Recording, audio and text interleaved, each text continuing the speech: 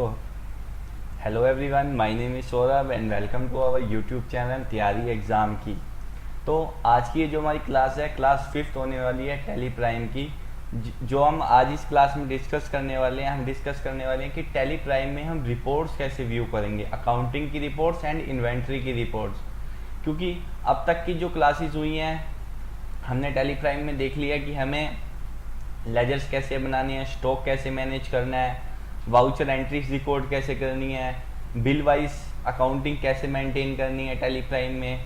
लेकिन अब हमारा स्टेप होता है कि हमें रिपोर्ट्स व्यू करनी आनी चाहिए। क्योंकि अगर कोई भी सॉफ्टवेयर होगा अकाउंटिंग का, अगर आपको रिपोर्ट्स व्यू करनी नहीं आती तो आप प्रॉपर तरीके से अकाउंटिंग को अच्छे से मेंटेन नहीं कर पाओगे। क्योंकि जो भी आप वाउचर एंट्री करते हो उसका कहीं ना कोई इफेक्ट किसी ना किसी रिपोर्ट पे जरूर आता है। तो आपको पता होना चाहिए, जैसे आप वाउचर एंट्री रिकॉर्ड करते हो तो आपको पता होना चाहिए कि मैं जो ये एंट्री रिकॉर्ड कर रहा हूँ कि ये इसका इफेक्ट कौन सी रिपोर्ट में जाएगा। तो इसलिए हमें रिपोर्ट्स व्यू करनी आनी चाहिए। तो चलिए हम टैली प्राइम में चलते हैं और देखते हैं कि कितने तरीके की कैसी कैसी अकाउंटिंग एंड इन्वेंट्री की रिपोर्ट्स होती हैं। तो आज हम डिस्कस करते हैं रिपोर्ट्स को। तो ये कंपनी खुली हुई है, हम वो कंपनी खोल लेंगे जिसपे हमने वाउचर एंट्री रिकॉर्ड्स का असाइनमेंट किया था। Alt F3 से आप सिलेक्ट कंपनी कर लेंगे जी। चेतन केमिस्ट शॉप हम ओपन कर लेते हैं और ये D&D डिटेल को कर देते हैं शट। तो हमारे सामने कंपनी ओपन हो चुकी है। अब तक हमने क्या देखा था कि आने वाली क्लासेस में कि भाई लेजर कैसे क्रिएट करना है, स्टॉक कैसे क्रिएट करना है, फिर वाउचर्स का इंट्रोडक्शन लिया था, वाउचर एंट्रीज कैसे रिकॉर्ड करनी है। भाई जब ये सारा काम हो जाता है तो नेक्स्ट काम होता है रिपोर्टिंग। क्योंकि क्या होता था, देखो जब मैनुअल अकाउंटिंग हम करते थे, जब सॉफ्टवेयर नहीं थे तो हम एंट्रीज करते थे तो हमें सारी रिपोर्ट्स मैनुअली बनानी पड़ती थी, चाहे वो बैलेंस शीट हो, प्रॉफिट एंड लॉस हो, स्टॉक समरी हो। लेकिन सॉफ्टवेयर आने के का सबसे बड़ा जो फायदा हुआ, सबसे बड़ा जो हमें एडवांटेज मिला वो सिर्फ यही मिला कि आपको सिर्फ सॉफ्टवेयर में वाउचर एंट्रीज ही रिकॉर्ड करनी होती है। रिपोर्ट्स आपकी ऑटोमेटिक आपकी वाउचर एंट्री से ही जनरेट होती है, बस आपकी वाउचर एंट्री ठीक होनी चाहिए। तो देखो ये हमने मास्टर टैब डिस्कस कर लिया था, इसमें लेजर्स क्रिएट, स्टॉक क्रिएट करके देखा था। ट्रांजैक्शंस में हमने देख लिया था कि हमें ट्रांजैक्शन को कैसे रिकॉर्ड करना है। अब आता है अगला हमारा रिपोर्ट्स। तो देखो सबसे पहली रिपोर्ट हमें दिखा रहा है बैलेंस शीट। सबसे पहले हम समझते हैं बैलेंस शीट होती क्या है। देखो बैलेंस शीट किसी भी कंपनी की एक फाइनेंशियल स्टेटमेंट होती है जहाँ पे कंपनी की एसेट्स और लाइबिलिटीज को शो किया जाता है। तो सिंपली आपको बैलेंस शीट ओपन करने के लिए बैलेंस शीट में आके या तो एंटर प्रेस कर देना है या आपको बी प्रेस कर देना है। क्योंकि बी मैंने आपको बताया था कि ये अलग से शॉर्टकट्स होते हैं कुछ। अगर आप बी प्रेस करोगे तो आपके सामने बैलेंस शीट ओपन हो जाएगी। तो अभी ये जो हमारे सामने बैलेंस शीट ओपन हुई है ये हमारी डिटेल में नहीं है। अगर आपको ये बैलेंस शीट डिटेल में व्यू करनी है तो आपको करना होगा ऑल्ट के साथ F1 प्रेस। तो देखो ये हमारी बैलेंस शीट डिटेल में ओपन हो चुकी है। अब तो बैलेंस शीट में शो क्या होता है, बैलेंस शीट में हमारी कंपनी के एसेट्स और लायबिलिटी शो होती है कि कंपनी के पास प्रेजेंट में कितने एसेट्स हैं, यानी कितनी संपत्ति है, चाहे वो करंट एसेट्स हो चाहे वो फिक्स एसेट हो। मैं आपको बता चुका हूँ करंट एसेट्स वो होते हैं जो शॉर्ट टाइम एसेट्स होते हैं और फिक्स एसेट्स वो होते हैं जो लॉन्ग टाइम एसेट्स यूज में आने होते हैं। लायबिलिटी साइड, लायबिलिटी क्या होती है कि कंपनी की रिस्पॉन्सिबिलिटीज होती हैं जो कंपनी को दूसरों को पे करना होता है। तो हमें डिटेल में बैलेंस शीट में पता चलता है कि हमारी कंपनी के पास कितनी एसेट्स हैं, कितनी, मतलब कोई भी कंपनी हो उसकी आप फाइनेंशियल पोजीशन जान सकते हो कि उसकी फाइनेंशियल पोजीशन क्या चल रही है बैलेंस शीट व्यू करके। तो देखो जी अब यहाँ पे कैपिटल अकाउंट आ रहा है, बैंक कोडी, sundry creditor, rent payable, salary payable, जितने भी लायबिलिटी से रिलेटेड लेजर्स हैं वो सारे यहाँ पे शो हो रहे हैं। और जितने भी एसेट से रिलेटेड लेजर्स हैं, sundry debtors, cash in hand, bank account, वो सारे यहाँ शो हो रहे हैं। तो हम बैलेंस शीट में व्यू कर सकते हैं कि किसी भी कंपनी की फाइनेंशियल स्टेटमेंट कैसी है, या आप अपनी भी अकाउंटिंग मेंटेन करते हो तो आपको पता चलता है बैलेंस शीट में कि आपकी कंपनी की फाइनेंशियल पोजीशन कैसी है। अच्छा जी, आपको अब फिर हमारी नेक्स्ट रिपोर्ट होती है प्रॉफिट एंड लॉस। अब प्रॉफिट एंड लॉस नाम से ही पता चल रहा है कि प्रॉफिट और लॉस, कंपनी का प्रॉफिट और लॉस देखने के लिए हम प्रॉफिट एंड लॉस की रिपोर्ट को व्यू करते हैं। इसको भी डिटेल में टैली में प्राइम में जब भी कुछ आपको डिटेल में रिपोर्ट व्यू करनी हो तो आपको ओल्ड के साथ F1 का यूज करना होता है, तो हमारी डिटेल में रिपोर्ट व्यू हो जाती है। देखो जी इसमें अब दो अकाउंट्स होते हैं, पहला अकाउंट होता है ट्रेडिंग अकाउंट, दूसरा होता है प्रॉफिट एंड लॉस अकाउंट। तो ट्रेडिंग अकाउंट बेसिकली क्या होता है, डेबिट साइड में हमारे राइट साइड क्रेडिट साइड होती है और लेफ्ट साइड डेबिट साइड होती है। तो देखो हमारे डेबिट साइड में सारे डायरेक्ट एक्सपेंस शो होते हैं और क्रेडिट साइड में सारी डायरेक्ट इनकम शो होती है ट्रेडिंग अकाउंट में। और हमारा जितना ओपनिंग स्टॉक है, जितनी हमने परचेज करी है, जितनी देखो डायरेक्ट एक्सपेंस मैंने अभी आपको बताया ना, सारे डेबिट साइड में शो होते हैं। और जो हमारी सेल्स है, क्लोजिंग स्टॉक है, वो सब हमारी ट्रेडिंग अकाउंट के क्रेडिट साइड में शो होती है। तो जो हमें ट्रेडिंग अकाउंट से पता चलता है वो हमें पता चलता है कि कंपनी का क्या ग्रॉस प्रॉफिट है या क्या ग्रॉस लॉस है। अच्छा जी, इसके बाद जो रिपोर्ट होती है वो होती है फिर जो ये इनडायरेक्ट एक्सपेंस लिखे आ रहा है, ये है हमारी प्रॉफिट एंड लॉस रिपोर्ट। इस रिपोर्ट से हमें क्या पता चलता है, इसमें डेबिट साइड में इनडायरेक्ट एक्सपेंसेस शो होते हैं और क्रेडिट साइड में इनडायरेक्ट इनकम शो होती है। देखो इनडायरेक्ट इनकम लिखा भी हुआ है वहां पे। तो इससे हमें क्या पता चलता है कि कंपनी को कितना नेट प्रॉफिट हुआ है या कंपनी को कितना नेट लॉस हुआ है। तो जो हम गवर्नमेंट को टैक्स पे करते हैं वो किस पे करते हैं, नेट प्रॉफिट पे करते हैं। ग्रॉस प्रॉफिट पे कभी भी हम टैक्स गवर्नमेंट को पे नहीं करते, हम हमेशा नेट प्रॉफिट पे ही गवर्नमेंट को टैक्स पे करते हैं। तो आई होप आपको trading profit and loss report भी क्लियर हो चुकी होगी। अगली रिपोर्ट होती है हमारी स्टॉक समरी। ये हमारी स्टॉक से रिलेटेड होती है कि आपके पास कितना करंट में स्टॉक है, उसका रेट क्या है, उसकी वैल्यू क्या है। फिर आप इसके अंदर आते हो तो आपको पता चलता है कि आपने एक मंथ वाइज स्टॉक की आपके सामने रिपोर्ट ओपन हो जाती है कि आपने कितनी इनवर्ड, आउटवर्ड और क्लोजिंग। इनवर्ड मतलब आपने कितनी परचेज करी, कितने के रेट से। आउटवर्ड मतलब आपने कितनी सेल्स करी और फिर सेल परचेज करने के बाद आपका कितना क्लोजिंग रह गया। तो वो सार, और फिर आप अंदर इसके अंदर और डिटेल में आते हो तो आप इनकी एंट्रीज भी देख सकते हो अंदर आके। फिर आपको एस्केप से बाहर आ जाना है। तो किसी भी आप आइटम की, अब जैसे आपको इसकी ओपनिंग भी देखनी है, अब यहाँ पे हमारे को ओपनिंग नहीं शो हो रही, तो आपको ओपनिंग देखने के लिए यहीं से F12 प्रेस करना पड़ेगा। तो आपको एक ऑप्शन दिख रहा है शो ओपनिंग बैलेंसेस, तो आपको इसको यस कर देना है और कंट्रोल ऐसे से सेव कर देना है। तो देखो हमें यहाँ ओपनिंग भी देखने लगी, तो कि हमारी ओपनिंग क्या थी। तो इस तरीके से आप स्टॉक समरी से, स्टॉक से रिलेटेड कोई भी इंफॉर्मेशन अपनी देख सकते हो कि हमने कितना परचेज करा, कितना सेल करा और उसके बाद हम पे कितना स्टॉक क्लोजिंग में रह गया। फिर रेशियो एनालिसिस, ये रेशियो एनालिसिस रिपोर्ट होती है, रेशियो से रिलेटेड होती है कि आपका नेट प्रॉफिट में कितना रेशियो, इसे भी आप व्यू कर सकते हो। यहाँ परसेंटेज वाइज शो होती है हमारी। अच्छा, फिर जो बाकी की रिपोर्ट्स होती हैं फिर वो होती हैं डिस्प्ले मोर रिपोर्ट्स में, क्योंकि रिपोर्ट्स जो टैब है इसके अंदर सारी रिपोर्ट्स शो होती हैं टैली प्राइम में। फिर आप डिस्प्ले में आते हो, फिर सबसे पहली रिपोर्ट होती है हमारी ट्रायल बैलेंस। तो ट्रायल बैलेंस क्या होता है, ट्रायल बैलेंस होता है हमारे जो भी कंपनी, जो भी हमारी लेजर्स होते हैं उन सबके डेबिट और क्रेडिट बैलेंसेस शो होते हैं ट्रायल बैलेंस में। चाहे वो इनकम की लेजर हो, चाहे वो एक्सपेंस हो, चाहे वो एसेट्स हो, चाहे वो लाइबिलिटी हो, सबके जो क्लोजिंग बैलेंसेस है वो डेबिट और क्रेडिट बैलेंसेस ट्रायल बैलेंस में शो होते हैं। तो देखो जैसा मैंने आपको बताया कि यहाँ क्रेडिट, और आप एक चीज हमेशा याद रखना कि हमेशा लाइबिलिटी और इनकम का हमेशा क्रेडिट बैलेंस निकलता है और एक्सपेंस और एसेट्स का हमेशा डेबिट बैलेंस निकलता है। तो देखो जैसा कि आप देख भी सकते हो, कैपिटल लाइबिलिटी होती है तो उसका क्रेडिट आ रहा है, लोन्स लाइबिलिटी है तो उसका क्रेडिट आ रहा है, करंट लाइबिलिटी है तो उसका क्रेडिट आ रहा है। एसेट्स का मैंने आपको बताया हमेशा डेबिट बैलेंस होता है। इन्वेस्टमेंट भी आपकी एसेट है तो उसका डेबिट बैलेंस है। फिर करंट एसेट्स, ये भी आपका डेबिट है। सेल अकाउंट आपकी इनकम होती है, वो उसका बैलेंस आपका क्रेडिट आ रहा है। परचेज अकाउंट आपका खर्चा होता है, एक्सपेंस होता है, उसका बैलेंस डेबिट आ रहा है। डायरेक्ट एक्सपेंस आपका डेबिट आ रहा है। तो कुल मिला के जितने भी लाइबिलिटी और इनकम होते हैं उनका हमेशा क्रेडिट बैलेंस निकलता है, एसेट्स और एक्सपेंस का हमेशा डेबिट बैलेंस निकलता है। अगर आपका बैलेंस कभी गलत निकल रहा है तो मतलब आपने कोई ना कोई एंट्री में मिस्टेक करी है। तो आप इसको देख सकते हो, ये ग्रुप वाइज अभी हमारे आगे शो हो रही है, तो आप इसको लेजर वाइज भी शो करा सकते हो। ये अब हमारे सामने लेजर्स वाइज आ गई, अभी पहले ग्रुप वाइज शो हो रही थी। अब आपको अगर इसको फिर ग्रुप वाइज शो करानी है तो आपको F5 प्रेस कर देना है। लेजर वाइज आपको इसको व्यू करना है तो आपको दोबारा से F5 प्रेस कर देना है, तो आप ये रिपोर्ट व्यू कर सकते हो। अच्छा, अगली हमारी रिपोर्ट होती है day book. Day book basically क्या रिपोर्ट होती है, डे बुक में हमारी जो भी डे की ट्रांजेक्शन्स होती हैं वो हमें यहाँ पे शो होती हैं।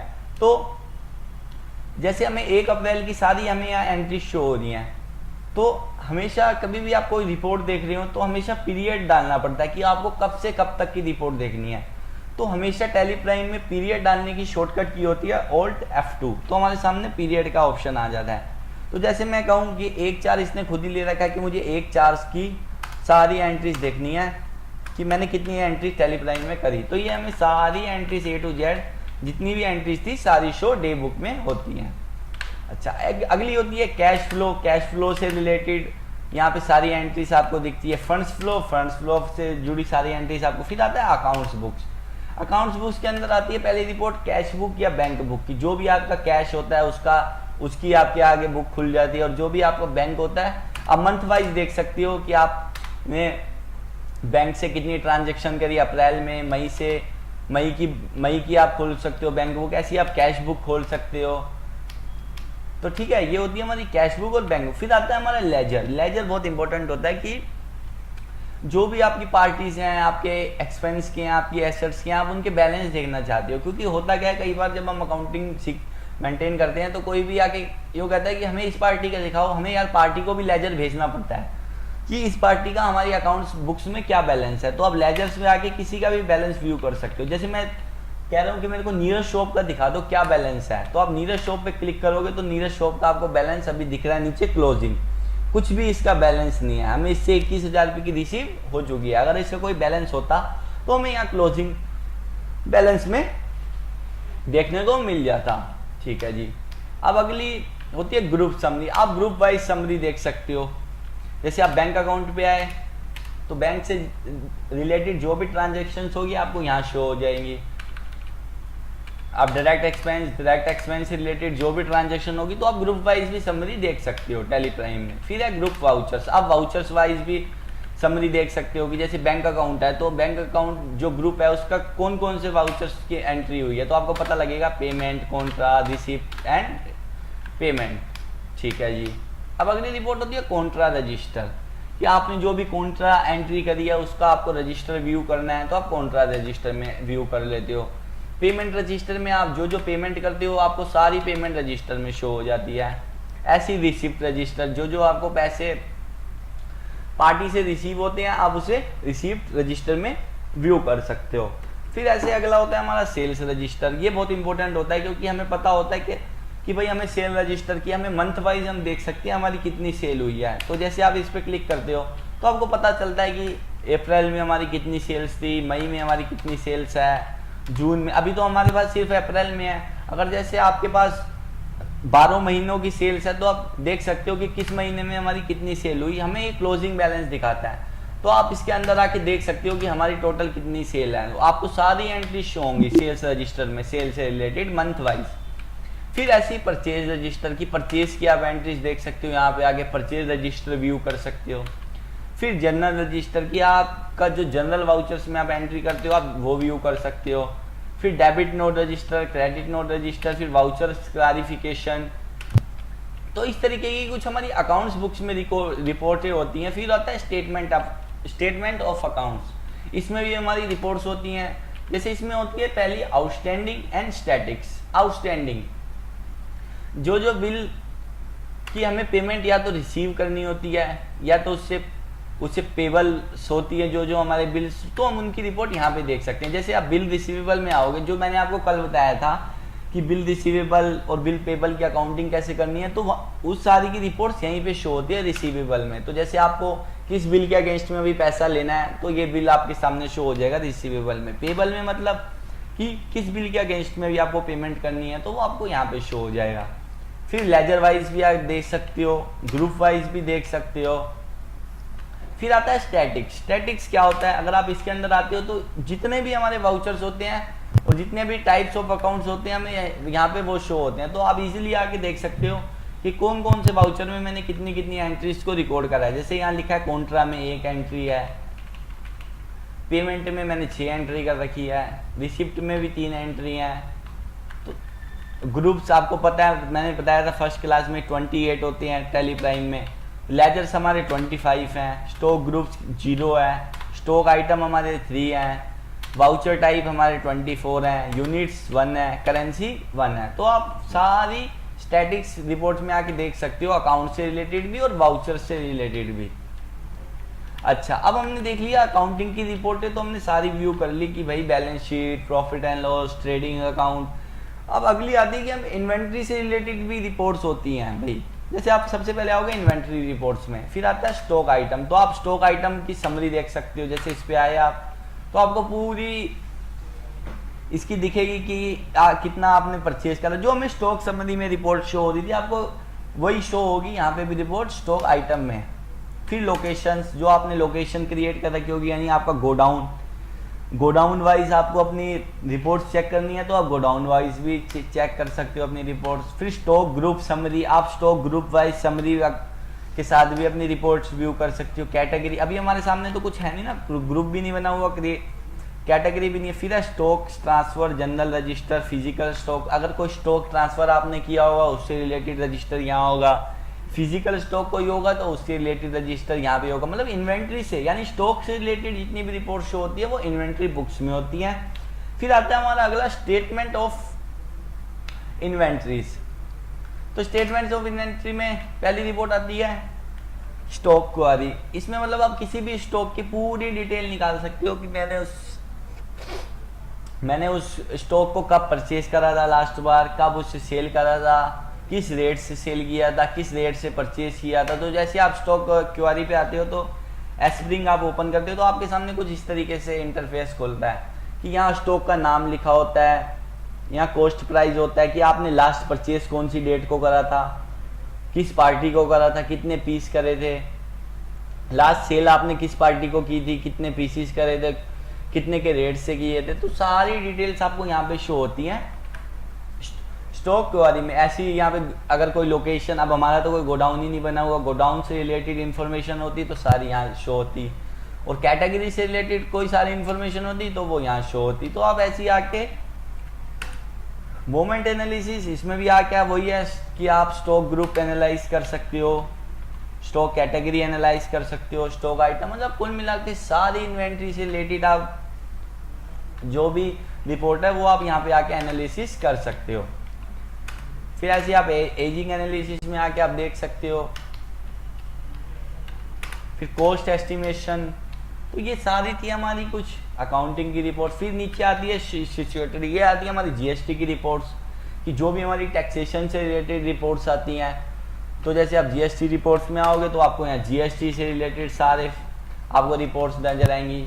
इन्हें तो हम डिस्कस करेंगे जब हम जीएसटी वाली क्लास करेंगे कि जीएसटी R1 क्या है, 2 क्या है, 3B क्या है। तो जीएसटी से रिलेटेड सारी रिपोर्ट्स यहाँ शो होती हैं। अगर यहाँ कोई टीडीएस टैक्स अनेबल होता तो उससे रिलेटेड सारी रिपोर्ट्स भी यहाँ शो होती। फिर आते हैं हमारी एग्जेम्पशन रिपोर्ट्स। इसमें आप आते हो तो आपको मास्टर्स लेजर्स विदाउट ईमेल, तो आपको सारे वो वाले लेजर्स मिल जाएंगे जिनकी ईमेल या कौन वगैरह आपने इन्फॉर्म नहीं करी होगी। फिर रजिस्टर आता है ऑप्शनल वाउचर्स। कुछ ऐसे भी वाउचर्स होते हैं जो ऑप्शनल वाउचर्स होते हैं, तो उनकी एंट्री सारी आपको ऑप्शनल वाउचर्स में शो होती है। कैंसिल, जो आपने वाउचर्स कैंसिल करे होंगे। पोस्ट डेटेड वाउचर्स भी आपके सामने शो हो जाते हैं कि जो आप आगे की डेट में एंट्री कर देते हो। नेगेटिव लेजर्स भी आपको यहाँ शो। नेगेटिव स्टॉक का क्या मतलब है, जैसे मानो आपने किसी से 10 पीसीज एस्प्रिंग खरीदी और आपने 20 सेल कर दिए, तो मतलब 10 तो आपने परचेज करे, 10 आपने सेल कर दिए, 20 सेल कर दिए, तो मतलब क्या आपने नेगेटिव स्टॉक सेल करा है। फिर क्या है over due receivable, over due payable, तो आप वही ओवर ड्यू जो लेट से रिलेटेड रिसीवेबल एंड पेबल की भी रिपोर्ट व्यू कर सकते हो। फिर एनालिसिस एंड वेरिफिकेशन में आप ये डेटा एनालिसिस, वाउचर्स वेरिफिकेशन है, ये आप सारा कुछ आप यहाँ पे आके व्यू कर सकते हो। तो ये थी हमारी सारी रिपोर्ट्स कि अकाउंटिंग की क्या रिपोर्ट्स हैं, इन्वेंट्री की क्या रिपोर्ट्स हैं। इसमें सारी रिपोर्ट्स हमें शो होती हैं, अकाउंटिंग की, इन्वेंट्री की, जीएस मतलब टैक्सेशन की। यहाँ तो अभी जीएसटी अनेबल है, अगर कोई और टैक्स भी अनेबल होता तो उससे रिलेटेड भी सारी रिपोर्ट हमें यहाँ शो होती सिचुएटरी में। तो ये थी हमारी सारी रिपोर्ट्स कि आपको बस ये पता होना चाहिए कि जो इनमें इंपॉर्टेंट रिपोर्ट्स होती हैं वो जैसे बैलेंस शीट होगी, प्रॉफिट एंड लॉस हो गया, स्टॉक समरी होगी, डे बुक होगी। तो क्योंकि इन रिपोर्ट्स को आपको डे टू डे व्यू करने की रिक्वायरमेंट पड़ती रहती है। जैसे कि लेजर है, लेजर्स की हमें रिपोर्ट देखनी आनी चाहिए कि आपसे कभी कोई कह देता है कि मेरे को ये बताओ कि इस लेजर का कितना बैलेंस है, तो हमें क्या करना है, डिस्प्ले पे आना है अकाउंट्स बुक पे आना है और लेजर पे आके हमें वो पार्टिकल लेजर सिलेक्ट कर देता है। या हमसे कोई कहता है कि आप ये बताओ कि सेल रजिस्टर ओपन कर दो, तो ये मैं अभी आपको शॉर्टकट की बता रहा हूँ। जैसे डिस्प्ले में आप आए, अकाउंट्स बुक्स में आए और आप सेल रजिस्टर को ओपन करके उससे व्यू कर लोगे। ऐसी परचेज रजिस्टर आप अगर इनकी शॉर्टकट की हिसाब याद करोगे तो DAS से आपका सेल रजिस्टर ओपन हो जाएगा, DAP से आपका परचेज रजिस्टर ओपन हो जाएगा, बैलेंस शीट से आप B दबाओगे तो आपकी बैलेंस शीट ओपन हो जाएगी और Alt F1 से आप इसे डिटेल में व्यू कर सकते हो। और रिपोर्ट्स के लिए ना सबसे अच्छा ऑप्शन अब Alt G गो टू भी है। गो टू से आप कोई भी रिपोर्ट्स व्यू कर सकते हो इजीली, कैश बुक की रिपोर्ट, बैंक बुक की रिपोर्ट, स्टॉक समरी की। जैसे आप वाउचर्स में हो, वाउचर एंट्री कर रहे हो कोई भी, मान लो आपको यहीं पे किसी रिपोर्ट्स की रिक्वायरमेंट पड़ेगी कि मुझे ये रिपोर्ट्स व्यू करनी है, तो अगर जिस बंदे को गो टू का यूज नहीं पता वो तो पहले एस्केप से बाहर है। जैसे मैं आपको कहूं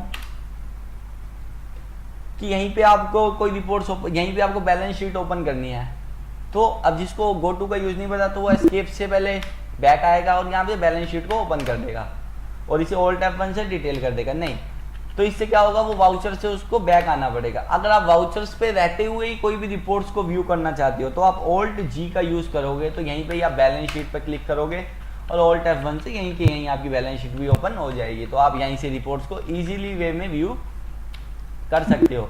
जैसे आपको यहीं पे प्रॉफिट एंड लॉस ओपन करनी है तो Alt G से सर्च कर लोगे आप प्रॉफिट एंड लॉस अकाउंट, तो देखो यहीं पे हमें यहाँ प्रॉफिट एंड लॉस शो नहीं लगा। मतलब Alt G बहुत अच्छी शॉर्टकट की है जिससे हम कोई भी वाउचर एंट्री के टाइम में कोई भी एंट्रीज को, कोई भी रिपोर्ट्स को व्यू कर सकते हैं वाउचर एंट्रीज के टाइम। तो ये थी कुछ हमारी रिपोर्ट्स की, जो हमारी रिपोर्ट्स थी बेसिक रिपोर्ट्स की। हमें वाउचर एंट्री हम कर रहे हैं तो हमारी रिपोर्ट्स पे क्या इफेक्ट आ रहा है और मैंने आपको बताया कि क्या क्या रिपोर्ट्स में क्या क्या चीज़ें शो होती हैं।